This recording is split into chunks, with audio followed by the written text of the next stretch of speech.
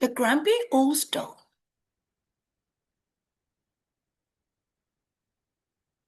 At playtime, a stone was asleep in his bed. One footsteps awoke him and filled him with dread. The children had woken him up from his dreams. He scowled at their stamping, their shrieks, and their screams. The morning got worse when the stone felt a hand, which grabbed him and pulled him right out of the sand. "A cake," said Nicole. "What a nice yummy treat. I'll put it right here from the teddy to eat." "But I'm not a cake," cried the grumpy old stone. "Just take me back home and then leave me alone."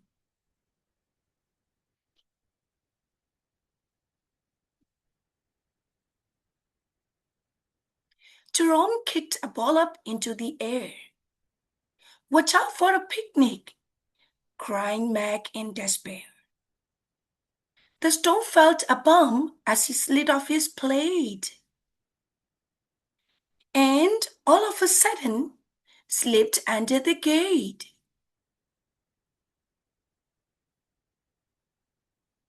It didn't take long for the stone to be found.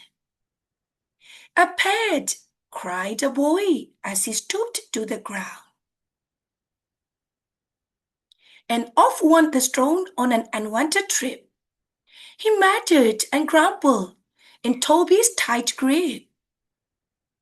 "But I'm not a pet," cried the grumpy old stone. "Just take me back home and then leave me alone."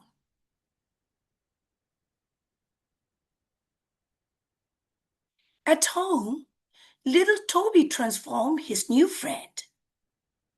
The stone really hoped that the game would soon end.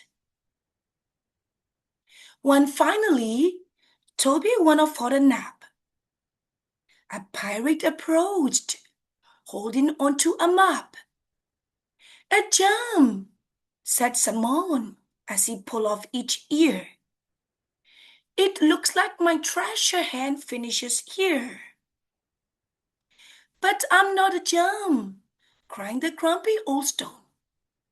"Just take me back home and then leave me alone."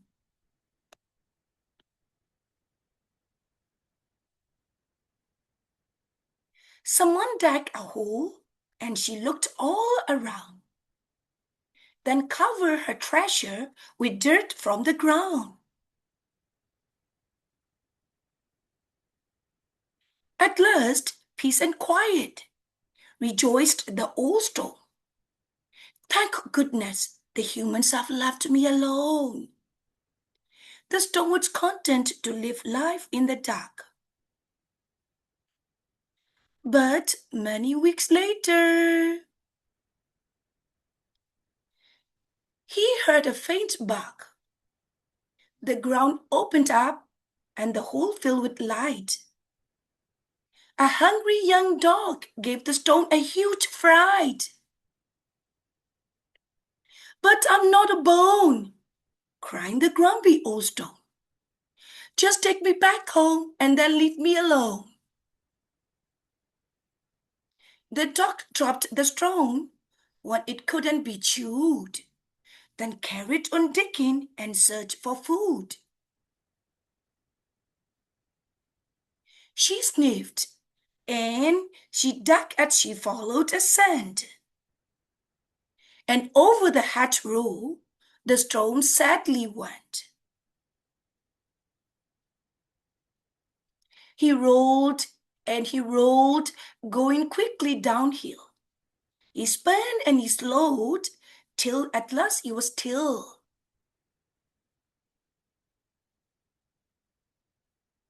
The stone heard a river and a whispering reeds. He would stop on a bank, buried deep in some weeds.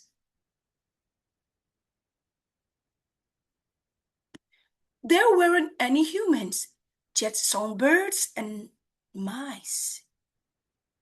In time, The leaves fell as the stream turned to ice. Then one day in springtime, the stone heard a voice.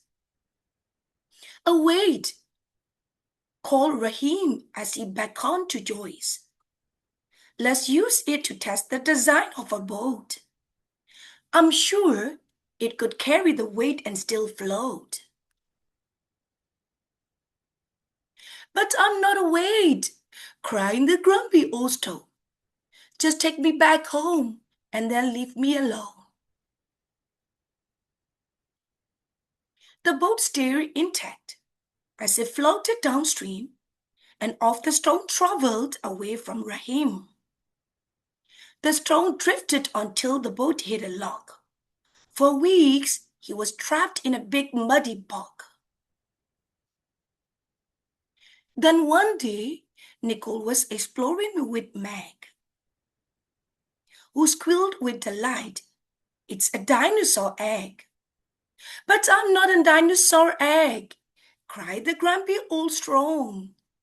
"Just take me back home and then leave me alone." "Oh, that's not an egg," said Nicole. "That's a cake. We lost it that time we were playing at break." "Let's take the stone home," said Nicole with a grin. She opened the backpack and Max dropped him in. Nicole brought the stone back to school the next day and took him outside when the class went to play.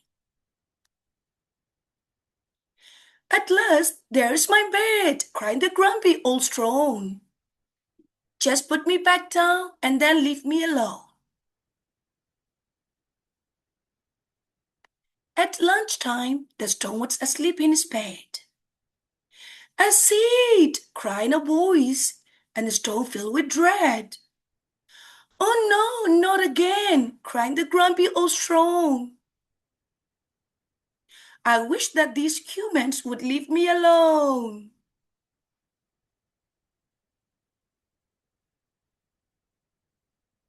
This is the end of the story.